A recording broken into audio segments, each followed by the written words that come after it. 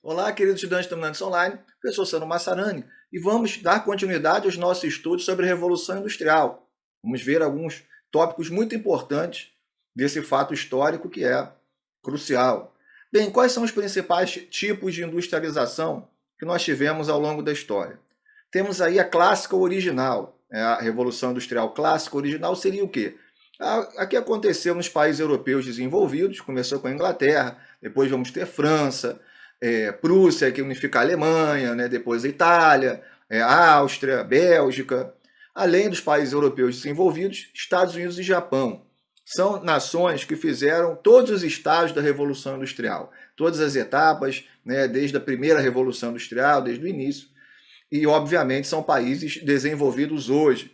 Né? Praticamente todas as nações que fizeram a Revolução Industrial em seu início tiveram essa visão. São países que ficaram desenvolvidos no mundo contemporâneo, né, atualmente. Bem, a industrialização planificada é ligada aos países socialistas. Por que esse nome planificado? Num país socialista, o Estado detém os meios de produção, então o Estado é dono de todas as indústrias e pode planejar, então, a economia. Isso fica muito evidente nos chamados planos quinquenais, que Joseph Stalin, famoso ditador soviético, vai utilizar. E depois, esses planos quinquenais são meio que também readaptados e aplicados em outros países socialistas, como a Cuba, a própria China, né, naquele momento. Então, quando a gente fala de industrialização planificada, é muito ligado à Revolução Industrial que aconteceu nos países socialistas, com controle basicamente total do Estado. E temos, infelizmente para o Brasil, o tipo de industrialização tardia ou periférica, ligado aos chamados países subdesenvolvidos. Não usamos mais esse termo praticamente hoje em dia, mas é um termo que foi usado durante muito tempo, e o Brasil era considerado um país com pouquíssimo desenvolvimento industrial, bem subdesenvolvido. Somente, pessoal, nossa industrialização foi levada mais a sério com o Getúlio Vargas, a partir da década de 30, enquanto que tem nações desde o século XIX, início do século XIX, investindo em indústria, em industrialização sistemática, constante, inovadora. Aqui nós tivemos no Brasil vários surtos. Um surto industrial com o Barão de Mauá, que não vai para frente no século XIX, né, no segundo reinado. Tivemos um pequeno surto industrial com a Primeira Guerra, foi somente com Vargas mesmo. Então, nos países pobres, né, boa parte da Ásia, da África, América Latina, nós vamos ter uma industrialização tardia ou periférica. E tem nações que nem industrialização teve. Né? Algumas nações muito pobres que a gente pode até dizer que praticamente não há uma industrialização, uma política industrial nessas nações muito pobres. Bem, vamos falar agora das divisões da Revolução Industrial.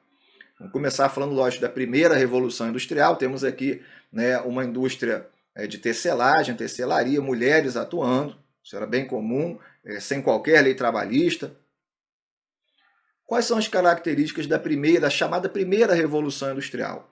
Ela vem do século XVIII, da origem, até fins do século XIX. Temos aí como grande inovação a máquina a vapor. A máquina a vapor, uma das grandes invenções da humanidade, é que vai praticamente iniciar o processo de revolução industrial. Temos o carvão como principal fonte de energia, para poder, logicamente, a queima do carvão, né, vai gerar aí o vapor, que vai fazer a máquina funcionar. Há uma força de trabalho não especializada nem qualificada. O que significa isso? Uma mão de obra especializada é aquela que faz uma função específica. E uma mão de obra qualificada é aquela que estuda geralmente anos para aprender determinada função. Então, nesse momento, início da Revolução Industrial, não havia, era meio que bagunçado, né? Não havia uma divisão do trabalho bem organizada e não havia ainda uma qualificação da mão de obra. Geralmente é o pior, entre aspas, o pior tipo de mão de obra possível. É aquela que você não tem uma função específica, faz algo meio no improviso e você não é qualificado para determinadas funções. Temos aí o predomínio da indústria têxtil. A indústria têxtil é o que vai ser a principal indústria na primeira Revolução Industrial. Bem diferente do que vai acontecer agora com a segunda Revolução Industrial, onde nós vamos ter diversas indústrias chamadas pesadas surgindo. Aqui temos a imagem de uma siderúrgica para a produção de aço. Bem, então vamos falar da segunda Revolução Industrial. ela vai de fins do século XIX até aproximadamente 1970. Algumas nações ainda estão nesse estágio, importante salientar. Temos a eletricidade, o surgimento da energia elétrica, com uma fonte importante aí na segunda Revolução Industrial. O petróleo vai ser a principal fonte de energia. Nós vamos ter, então, o petróleo tendo gradualmente no século XX, principalmente, final do XIX e ao longo do século XX, a sua importância, né, com uma magnitude gigante. Mão de obra especializada, ou seja, o operário passa a fazer funções mais especializadas na indústria, mas ainda não temos um foco muito, né, significativo na mão de obra qualificada. Temos o desenvolvimento das indústrias petroquímicas, automobilísticas, metalúrgicas, siderúrgicas. Então, realmente há um desenvolvimento muito mais amplo agora dentro das indústrias. E existem, como comentamos, inúmeros países que ainda não consolidaram esse estágio. Bom, aqui temos uma placa, né, de computador mostrando os microchips, né, a miniaturização, né, dos componentes eletrônicos, que é algo espetacular. E a gente fala então da terceira Revolução Industrial, que vem de aproximadamente 1970 até os dias de hoje, também chamada de Revolução Técnico-Científica. De repente esse termo pode aparecer na prova. A UERJ, né, no Rio de Janeiro, às vezes utiliza esse termo, Revolução Técnico-Científica. Temos uma nova divisão no trabalho, a gente vai ver já já, pessoal, os modos de produção, o Fordismo, pós-Fordismo, isso é bem importante. E a da terceira Revolução Industrial, para os dias de hoje, é o pós-Fordismo ou Toyotismo. Temos o desenvolvimento da informática e dos meios de comunicação, comunicação digital, chegando a todo vapor, os computadores pessoais, né, o computador cada vez menor, a popularização da computação também, de certa forma. Robótica e microeletrônica, componentes cada vez menores, uso cada vez mais intenso também de robôs na produção industrial, nos mais vários setores, né? O automobilístico é bem evidente esse uso da robótica. Uma química fina, mais sofisticada, assim como a biotecnologia também, pesquisas com células-tronco, etc. E aí há uma grande questão. Por quê? Desde o início do século XXI, há uma discussão sobre uma possível quarta revolução industrial, a indústria 4.0. Enquanto alguns teóricos afirmam que o que nós vivemos hoje é uma continuação da terceira revolução industrial, pode aparecer em prova, ou já tem textos acadêmicos, já tem uma discussão mais profunda, que estaríamos em uma outra fase da revolução industrial. Tá? Bem, então, pessoal, pode aparecer provas falando que a gente está na terceira, e pode aparecer uma prova falando que a gente está na quarta, e a gente tem que explicar o que seria essa quarta revolução industrial. Ok? Particularmente, eu acho que a gente está numa continuidade da terceira, porque tudo que eu vou falar aqui na quarta revolução industrial é uma consequência direta da terceira. Mas isso é importante. Na verdade, a revolução industrial, ela também, de certa forma, é uma evolução industrial, porque ela continua.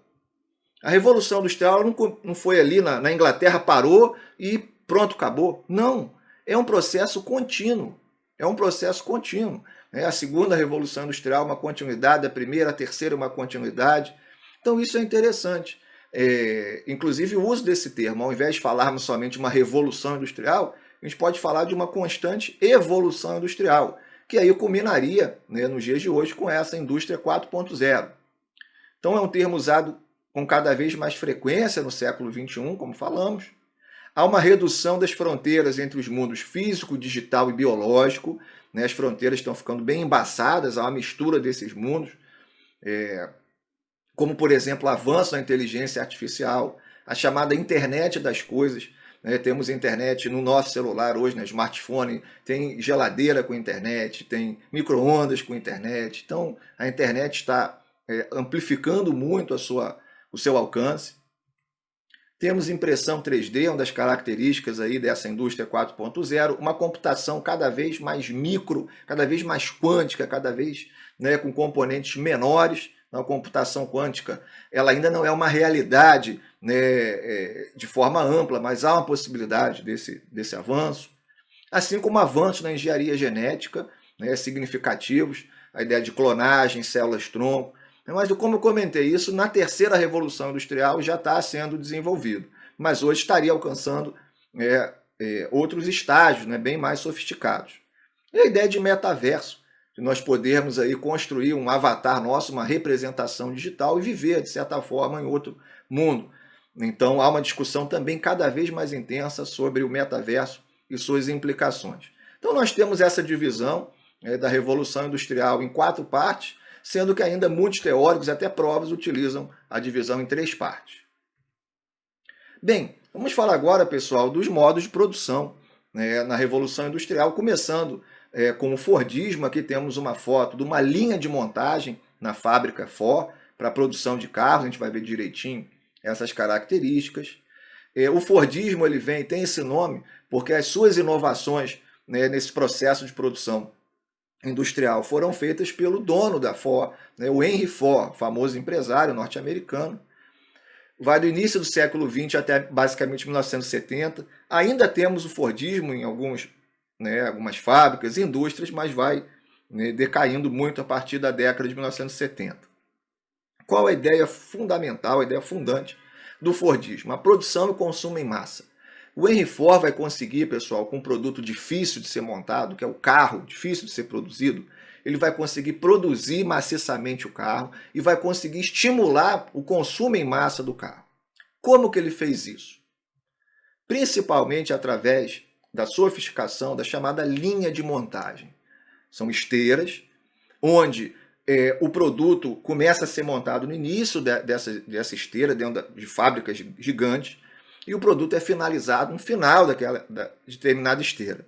E nesse meio caminho nós temos operários fazendo tarefas simples e repetitivas, como por exemplo colocar um pneu, colocar um volante, ajustar alguns parafusos, isso no caso do carro.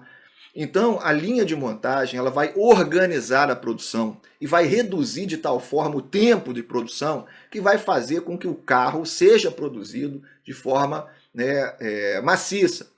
Então, lembrando que essas tarefas simples e repetitivas é um trabalhador não qualificado, é um trabalhador especializado, ele tem uma função bem específica, girar aquele parafuso, mas ele não precisa estudar anos para isso. Então há uma crescente divisão e hierarquização do trabalho dentro do Fordismo. Além disso, no Fordismo são sempre os mesmos produtos. A famosa frase do Henry Ford: todo mundo tem direito a um carro, desde que seja um Ford T preto. Ford T é o símbolo aí da Ford. Então sempre vai sair o mesmo carro com a mesma cor. São produtos homogeneizados. E é um modelo inflexível. O que é o modelo inflexível, pessoal? Se dá um problema no meio da esteira, dá problema em toda a linha de produção. A linha de produção toda fica comprometida. Então, como tudo é produzido ali no mesmo lugar, é bem flexível isso. E há com isso, para o dono da fábrica também, enormes gastos com fiscalização daquele produto para ter um produto de boa qualidade. Então, o controle de qualidade no Fordismo ele é meio precário. Muitas vezes os produtos saem com determinado tipo de problema, que só é visto, só é percebido lá no final da linha de montagem.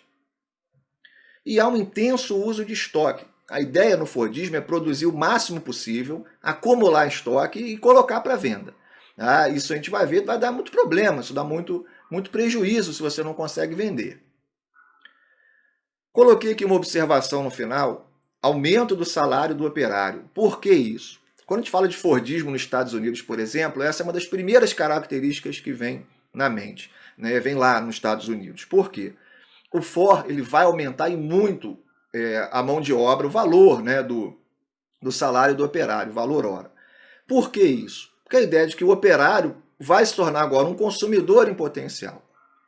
Então isso é interessante. Aqui a gente hoje, fora dos Estados Unidos, não utiliza muito essa característica, não. Mas quando a gente fala Fordismo em alguns locais, como principalmente Estados Unidos, aumento do salário do operário. Bom, aqui temos novamente uma foto da empresa Ford, uma quantidade enorme de estoque, é um gasto absurdo de depósito, tem que colocar os produtos ali, mas a ideia é produção maciça, consumo em massa, produzir o máximo possível, sempre do mesmo produto. E o Fordismo ele vem junto com outro processo de produção, que é o Taylorismo. O Taylorismo vem aí do engenheiro Frederick Taylor, um dos principais teóricos da história da administração. Então, o Taylor é importantíssimo para a história da administração. O Taylorismo é início do século XX, mas até hoje, né, os pressupostos tayloristas são muito utilizados, que eles são revolucionários, como, por exemplo, o controle do tempo e dos movimentos dos trabalhadores. A ideia de você, com cronômetro, ver quanto tempo médio, né, um operário faz aquela função, você organiza a linha de produção a partir daquilo, e o próprio movimento trabalhador dentro da fábrica, a ideia mesmo da divisão do trabalho. Antes era tudo meio bagunçado, formava um bolo de pessoas para montar um produto, agora é tudo bem dividido e a produção fica otimizada, mais acelerada. E há uma separação entre o trabalho manual e intelectual, onde vamos ter principalmente a figura do manager, do gerente. Antes era também tudo meio bagunçado, e agora você tem um gerente que fica ali monitorando as ações dos operários. Então o Taylorismo, pessoal, ele vem muito junto com o Fordismo. Às vezes a gente até fala modelo fordista, taylorista. Bem, e vamos falar agora do pós-Fordismo, que é aí um desdobramento, né, do Fordismo. Temos uma propaganda do carro Opala, da Chevrolet, e todo Opala é igual, todo Opala é diferente, escolha. E aí temos Opalas com cores diferentes, você pode escolher, né, o interior se é vinho, preto ou marrom, enfim, quantas portas tem, quantos cilindros. Interessante aí no canto inferior direito, foi feito para você. Né? Essa propaganda sintetiza muito bem as ideias do pós-Fordismo ou do toyotismo. Bem, o pós-Fordismo é do pós-Segunda Guerra até hoje, tem como característica a produção flexível, ou seja, você não faz todo o produto numa só fábrica, como o Fordismo. Agora o produto ele é feito, peças do produto, em fábricas diferentes, e ele é montado numa montadora. Como se fossem blocos de Lego, que vão chegando de várias partes, e você vai montando o produto. O toyotismo, ou pós-Fordismo, vai surgir, pessoal, no Japão, devastado pela Segunda Guerra. O Japão, então, recebe financiamento dos Estados Unidos, e nós vamos ter, então, vários experimentos na área de administração, na área da produção industrial, para poder reerguer o Japão e também testar novas estratégias. E aí vai ser também numa fábrica de carros, na Toyota, né, do engenheiro Taiichi Ohno, que vai ser um dos teóricos aí, fundantes do toyotismo, que nós vamos ter esse processo de produção, baseado na produção flexível. Máquinas flexíveis tornando possíveis rápidas modificações. Então, por exemplo, no Fordismo era tudo feito numa linha de montagem praticamente, agora são produções muito mais flexíveis, que vêm de vários locais, e as modificações são rápidas para serem realizadas. Basta você trocar uma peça que foi encaixada, de certa forma, o produto é feito com isso em mente. E há uma customização do produto. Como a gente viu na propaganda do carro, você pode escolher quantas portas vai ter o carro, você pode escolher a cor do carro, você pode escolher se ele vem com ar-condicionado ou não, se ele vem com aparelho de som ou não, se é vidro elétrico ou vidro manual, por exemplo. Tudo isso faz parte dessa produção flexível, desse conceito de máquinas flexíveis, onde essas modificações são feitas, né, de forma rápida para que o produto possa ser produzido atendendo uma demanda específica. Então, no toyotismo, temos essa customização do produto, enquanto que no Fordismo o produto é homogêneo. Há um foco no trabalho em equipes, nas células de produção, e aí também uma ênfase na mão de obra qualificada. Então, reparem, antes do Fordismo, na época do início da Revolução Industrial, era uma produção não especializada, uma mão de obra não especializada e não qualificada. Com o Fordismo, temos uma mão de obra especializada, mas não qualificada. E agora temos um foco na mão de obra qualificada, né, aquela que você estuda há anos.